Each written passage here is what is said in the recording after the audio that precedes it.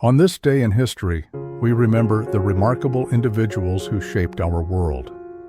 Welcome to Who Died Today in History, where we honor their legacies. From artists to leaders, their impact lives on. If you find their stories meaningful, like, subscribe, and hit the bell to stay connected. Pippa Scott, acclaimed for her roles in The Searchers and Auntie Mame, died of congenital heart failure at her Santa Monica home at the age of 90. Her passing marked the closing of a vibrant career that reflected both the evolving opportunities for women in mid-century Hollywood and the increasing gravitas of television drama. Her roles in John Ford's 1956 Western The Searchers as part of the Edwards family taken captive, and as Pegeen Ryan in Auntie Mame, 1958, situate her within the classic golden age of American cinema, a period steeped in archetypal storytelling but animated by actors like Scott, who brought humanity and nuance to supporting roles. Later, her television work on shows like The Twilight Zone, Perry Mason, The Dick Van Dyke Show, and Columbo embodied mid-20th century cultural shifts. The rise of serial storytelling and the increasing visibility of strong, intelligent women on screen. The immediate aftermath of Scott's death was tinged with nostalgia. Tributes acknowledged not only her early promise on Broadway, where she earned a Theatre World Award in 1956, but also her later ventures into documentary production, which spoke to her commitment to socially conscious storytelling. While her passing did not redirect Hollywood's path, it did underscore the significance of character actors, especially women, who reshape narratives from the margins. Her death amplifies her legacy. In an era when cultural memory often lionizes leading roles, Scott stands as a reminder: impact comes from depth, not just prominence. The modesty of her passing echoes the quiet dignity she often portrayed, a calming correction to the era's flashier fame models. Ultimately, Pippa Scott's life and death reveal a nuanced conversation about mortality, power, and memory. We immortalize her not through statues or major retrospectives, but through the films and television shows she enriched. In each carefully crafted performance, Scott survives. Her work continues in archived reruns, film festivals, and academic study, ensuring that the humanity she brought to the screen lives on. In remembering her, we uphold a broader cultural truth, that even lives lived mostly outside the spotlight can cast long and meaningful shadows. Robert Donat, the distinguished British actor best remembered for his poignant performance in Goodbye, Mr. Chips, died on June 9, 1958, at the age of 53 from cerebral thrombosis, brought on by chronic asthma. His death, while natural, carried with it the tragedy of unrealized potential. Donat had long struggled with severe asthma, which repeatedly interrupted his career and eventually claimed his life just as he completed filming The Inn of the Sixth Happiness. Donat's passing reflected the fragile interplay between talent and health in an era before modern respiratory treatments could manage chronic conditions. At a time when the British film industry was still striving for international recognition, Donat had already brought home an Academy Award for Best Actor and had become a symbol of quiet, thoughtful masculinity, far removed from the brash heroics of Hollywood stars. His death came not amid scandal or public spectacle, but with a whisper, a quiet retreat from a world he had so gently influenced. The immediate consequence of Donat's death was a sense of cultural loss in both Britain and beyond. He was widely respected not only for his artistry, but for his humility. His passing marked the end of an era when British actors of his stature balanced cinematic fame with theatrical reverence. While his death did not redirect the course of cinematic history, it did solidify his legend. Posthumously, The Inn of the Sixth Happiness became a more powerful experience for audiences, tinged with the awareness that it was his final performance, a performance delivered while he was gravely ill. Donat's legacy, like that of many subtle performers, lingers in the emotional realism he brought to his roles. His portrayal of Mr. Chipping, aging with grace and heartbreak across decades, became emblematic of how cinema could capture the tenderness of life's fleeting nature. In remembering Donat, we see how mortality intersects with art, that sometimes an actor's soft voice can echo far louder through time than 1,000 shouty performances. Humanity immortalizes such figures in film archives, retrospectives, and the continued teaching of their work in film schools. Donat remains a symbol of talent curtailed yet deeply fulfilled, a reminder that memory often favors sincerity over spectacle. Through his characters, he lives on, as a gentle, enduring presence in cinema's vast and echoing corridors. I put a lot of effort into researching and creating these stories every day. If you enjoy this content, please consider subscribing, liking, and leaving a comment. Your support means a lot. Also, I recently opened channel memberships for those who want to support even more closely. Thank you for being here. Charles Dickens, one of the most influential writers of the Victorian era, died of a stroke on June 9, 1870, at the age of 58. His death, though natural, occurred during a time of relentless productivity. He was in the midst of writing his final, unfinished novel, The Mystery of Edwin Drood. The suddenness of his passing stunned the literary world, not only for the loss of his genius, but for the symbolic silence it cast over a society he had chronicled with such vivid empathy. Dickens's death mirrored the exhausting pace and moral pressures of his era. Victorian England was a time of industrial expansion and social reform, but also of deep inequalities. Dickens had been both a product of and a critic of that world. His fiction illuminated the conditions of the poor, the corruption of power, and the resilience of human dignity. He collapsed after a full day's work, having ignored mounting signs of ill health. His death symbolized the personal cost borne by those who gave their lives to social and creative labor. In many ways, he became a martyr to the causes he so eloquently championed. The immediate consequences of his death were felt worldwide. Newspapers mourned him with reverence. Crowds gathered in mourning outside his home. Although offered burial in Westminster Abbey, Dickens had expressed a desire for a quiet funeral, wishing not to be made into a public monument. Nevertheless, the public sentiment prevailed.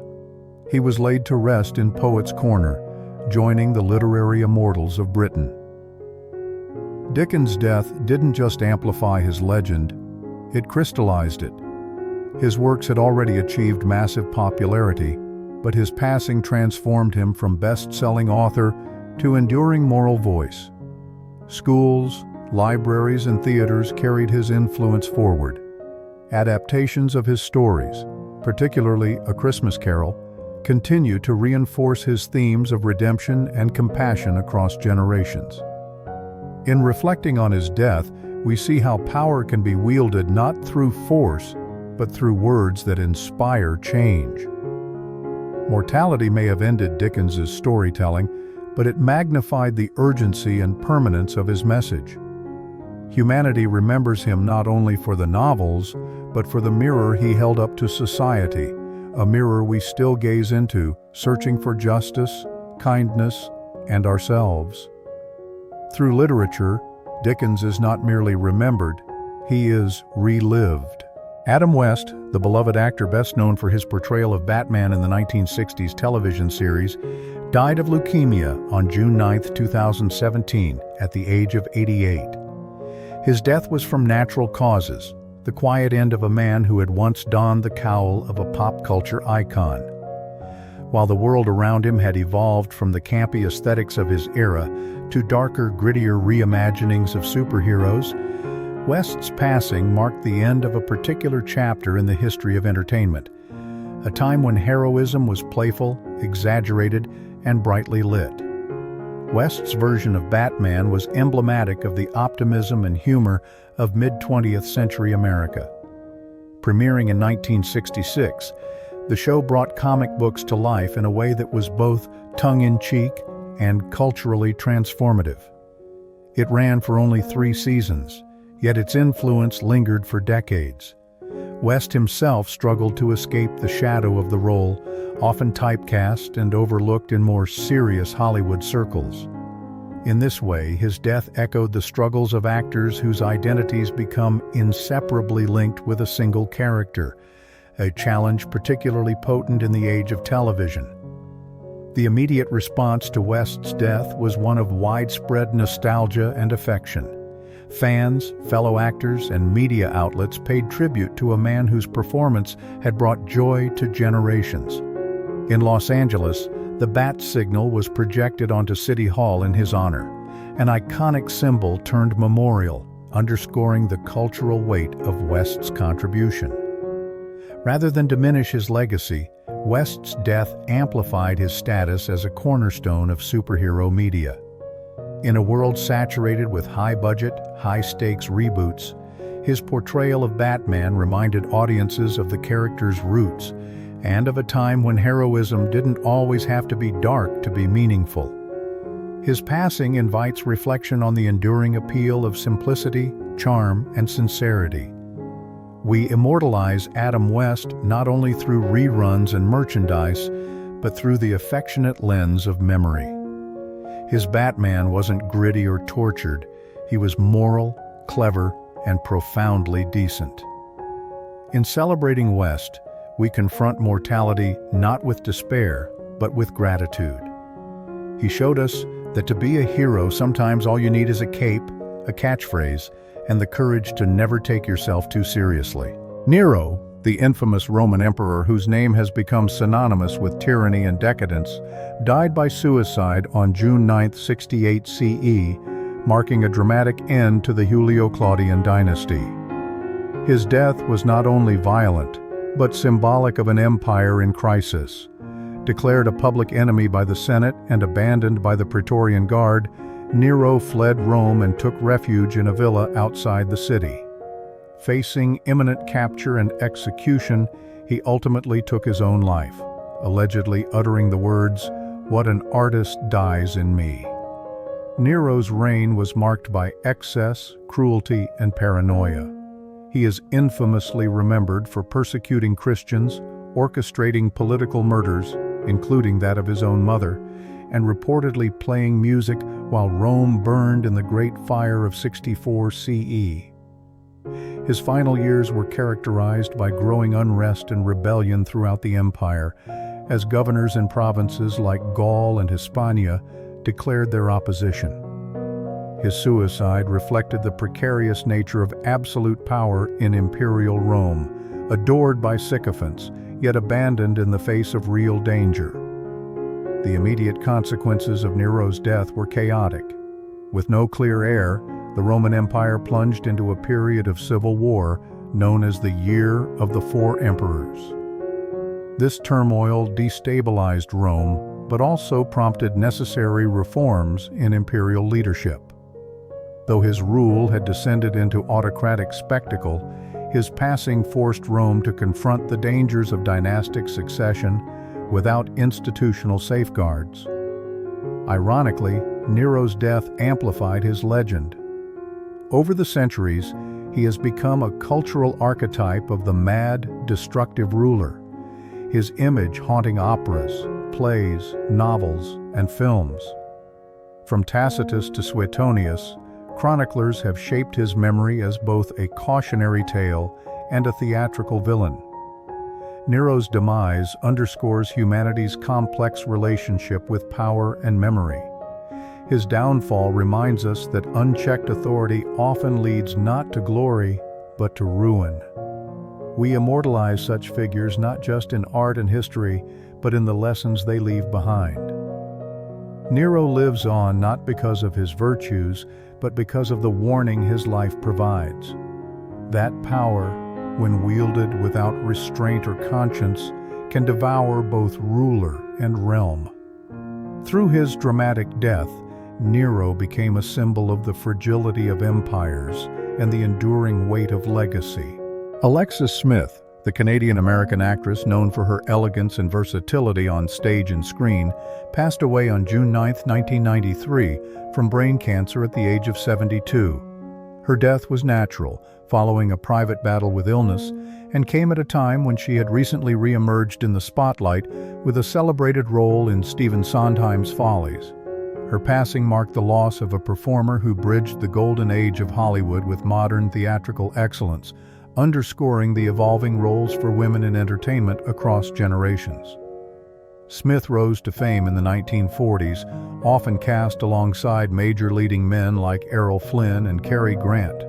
Her screen persona, intelligent, poised, and often underpinned with emotional depth, reflected mid-20th century ideals of grace and dignity. Yet she often navigated the limitations imposed on women in the studio system. Her later transition to Broadway, especially her Tony Award-winning performance in Follies, showcased a renaissance in her career and demonstrated her resilience and adaptability, qualities that mirrored shifting cultural values about aging and artistic reinvention. The immediate consequences of her death were felt most acutely in the theater and film communities, where she was admired for her professionalism and understated brilliance. Though not as widely remembered by the general public as some of her contemporaries, her legacy gained renewed interest among fans of classic cinema and musical theater. Her death did not shift historical currents, but it did close the chapter on a career that quietly but effectively contributed to the evolving narrative of women in performance. In death, Alexis Smith became a symbol of enduring artistry and grace. Tributes and retrospectives reflected a broader cultural desire to recognize performers whose contributions may have been underappreciated in their time. Her presence in Hollywood's golden era and later resurgence on Broadway highlight the cyclical nature of fame and the quiet dignity with which some artists approach both life and mortality. Her legacy is preserved through the films she left behind, her award-winning theatrical work, and the respect of peers who remembered her not only as a talented actress, but as a model of refinement and strength.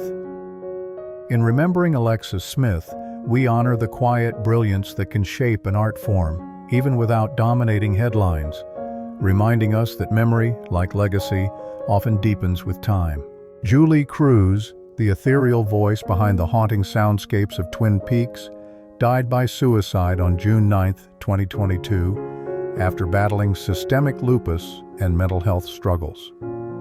Her death was both tragic and deeply symbolic.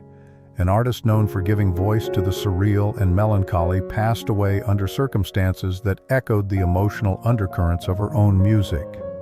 Her end marked the loss of a singular talent who helped define a niche of atmospheric art that married dream pop, jazz, and cinematic mystery. Cruz's rise to fame began in the late 1980s through her collaborations with composer Angelo Badalamenti and filmmaker David Lynch.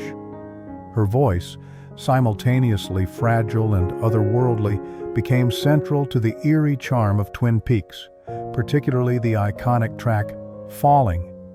In an era increasingly focused on commercial pop and visual spectacle, Cruz represented an alternative path, where mood, subtlety, and vulnerability held power. Her artistic identity reflected a growing desire in late 20th century culture to explore inner landscapes, dreams, and the subconscious. The immediate response to her death was a wave of tribute across the music and film communities. Lynch, among others, publicly acknowledged the profound beauty she brought to his work. While Cruz never achieved mainstream celebrity, her death amplified her legend within the cult followings of Twin Peaks and the broader dream pop and ambient music communities. For fans, her passing reinforced the sense that her artistry was both timeless and deeply human, grappling with isolation, yearning, and transcendence. Cruz's death also invites reflection on the challenges artists face in balancing creative expression with personal suffering. Her work often evoked a sense of longing and emotional fragility, themes that paralleled her real-life health and mental health struggles. In this way, her departure becomes part of a larger conversation about the cost of creativity in a society that too often romanticizes the tortured artist without offering real support. Through music, television, and tribute, Julie Cruz has been immortalized not just for her voice, but for the unique emotional atmosphere she created. Her presence lingers in the red-curtained rooms of pop culture memory, a reminder that even in whispers, some voices echo forever. In commemorating her, we honor not only an artist but the quiet power of melancholy as a force for beauty and connection. Rik Mayall, a trailblazing figure in British comedy, died suddenly on June 9, 2014 at the age of 56 from a heart attack following his morning run. His death, natural but unexpected, shocked fans and peers alike. Mayall had previously survived a near-fatal quad bike accident in 1998, which left him in a coma for several days, a life-altering event he later referred to with his trademark dark humor. His sudden passing felt particularly poignant given his brush with death years earlier and his reputation as a seemingly indestructible comedic force.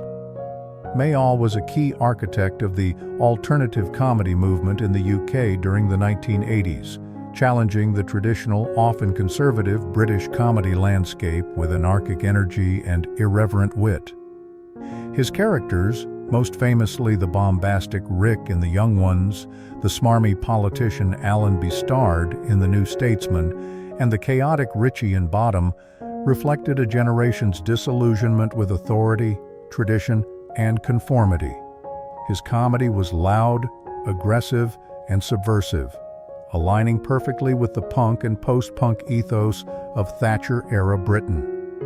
The immediate aftermath of Mayall's death saw a wave of tributes from fans, fellow comedians, and cultural commentators who recognized not only his comedic genius, but also his transformative impact on British television and stage. Though not a global household name, his influence on the comedic landscape was profound. Comedians such as David Walliams and Stephen Fry credited him as a foundational figure in their comedic education, and thousands of fans took to social media to share how his work shaped their sense of humor.